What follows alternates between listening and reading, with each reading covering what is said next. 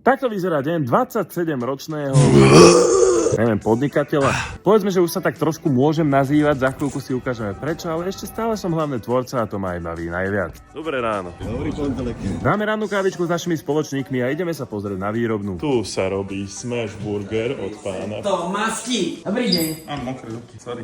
Skoro, aký je vychudnutý. Vidíš ho? Andrej má so svojimi dietami podobné skúsenosti ako ja, čiže mu držíme palce. Takto sa robí 24 placiek za minútu. Začína nám druhý týždeň, odkedy máme otvorenú našu novú značku a zároveň prevádzku Smash Burger.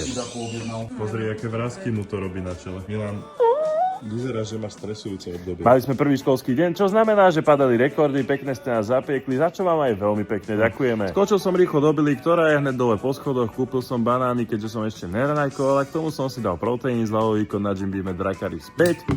A niečo malé k tomu, aby mi nechýbali sacharidy. Ja aj zbožňujem, keď zostane jedlo tuto. Pre tréningovú stimuláciu zakončím tórom bez stimulantov, keďže mi tieto látky veľmi nevyhovujú. Tento výhľad znamená len jedno, ide sa cvičiť do tejto OG posilky. Ak sa páči, samozrejme správne oblečený. Tecko Jim Beam Aj znútra má reprezent. Mali by sme to dať túto šeť z Jim Beam. Mám tu aj novinku, ktorú si odskúšame. Kožené trhačky. Ale ešte musíme chvíľu vydržať. Toto je tretíkrát, kedy po 2 mesiacoch opatrne cvičím svoje vyskočené koleno. Nebol som ani u fyzioterapeuta, takže dúfam, že to robím dobre. Som zvedavý na kožené trhačky, zatiaľ mám z toho len špinavé ruky.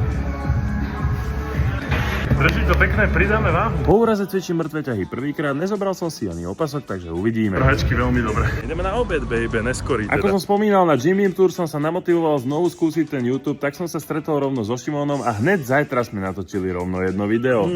Si kokšo. Mekači hrajú Mr. Big to be with you. Veľmi oceňujem tvorcu tohto playlistu. Vajaž hrajú. Neviem, kto robil teraz playlist Mekači, ale gratulujem ti. Drakaris nevládze! Dokončil som video, kde Drakaris nevládze a moja najrýchlejšia večera, ktorú si mám urobiť, je v rýžovarí ryža a k tomu ešte kuracie prsia s Jim Beamom a dnes som vyskúšal aj lososa. Chutí mi to trošičku viac než ten tuňak, ale keď dáš už tuňaka do olivového oleja alebo do nejakého pikantného fajnového nálevu, tak už je to trošku iné. Sledujte ma pre viac videí na Jim Beam Drakaris 5, ďakujem.